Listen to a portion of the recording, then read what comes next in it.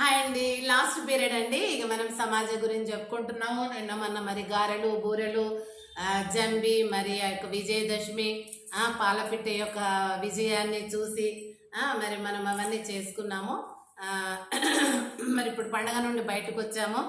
మరి ఒకటి ఏంటంటే సమాజం గురించి మనం స్టడీ చేయాలండి. కాబట్టి ఆ రోజు ఉన్నటువంటి మన దేశ నాయకులు ఎంతో కష్టపడి ప్రాణాలు అర్పించి స్వరాజ్యం తెచ్చారు. అటువంటి స్వరాజ్యాన్ని మరి ఆ త్యాగమూర్తులు అందరూ కూడా మరి అందరికీ ఆయుష్ తీరిపోతారు కదా, ఆయుష్ అయిపోయింది, వాళ్ళు వెళ్ళిపోయారు, అమరులయ్యారు.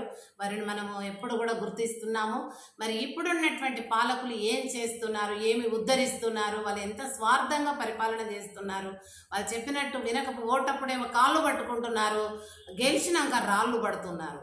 కాబట్టి ఈ యొక్క గెలిచినాక రాళ్లతోని కొట్టే ఇటువంటి పాలకులను పారద్రోలాలంటే ప్రతి ప్రజల చేతుల లోపల ఆయుధము ఓటు ఉందండి. ఆ ఓటు దేనికి భయపడకుండా మీరు ప్రాణాలు తెగించి కూడా ఎవడు కొట్టినా చంపినా ఏం చేసినా నిస్వార్థ పరులకు ఓటు వేసి మంచి ప్రతినిధులను ఎన్నుకోవాలి. ఏ పార్టీ వాళ్ళు అంతే ఉన్నారండి. ఇప్పుడు ఈ పార్టీ అంటాము వీరి దరిద్రమే, ఈ పార్టీ పోయినాక ఇంకో పార్టీ అది చేస్తాం ఇది చేస్తాం. వాళ్ళు మింగేటోళ్ళే, మొత్తాన్ని దేశాన్ని మింగుతారు.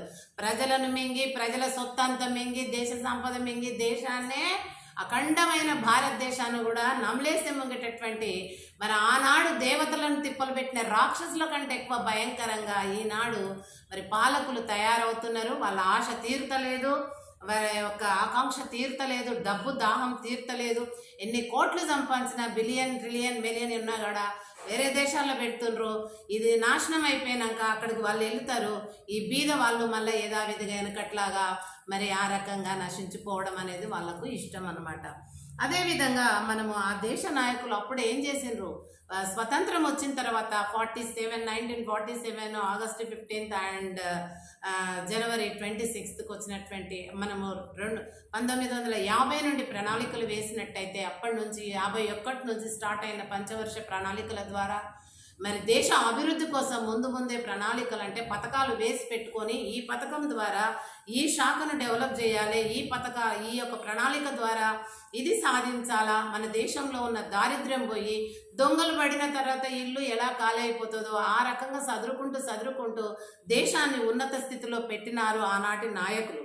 వాళ్ళు పోయిన తర్వాత మొత్తము కబందులు వచ్చేసారు. ఈ యొక్క బకాసురుల్లాగా వస్తున్నారు. ఒకరు పోయినాక ఒకరు వీళ్ళ మీద వాళ్ళు చెప్తారు, కానీ వాళ్ళందరూ దొంగలు పోయి దేశాన్ని పంచుకుంటున్నారు. మనలాంటి వాళ్ళే నష్టపోతున్నారు. కాబట్టి ప్రతి కుటుంబం ప్రతి గృహని మీ కుటుంబాలను సరి చేసుకోండి, సమాజాన్ని బాగు చేయండి. ఇప్పుడైనా బాగు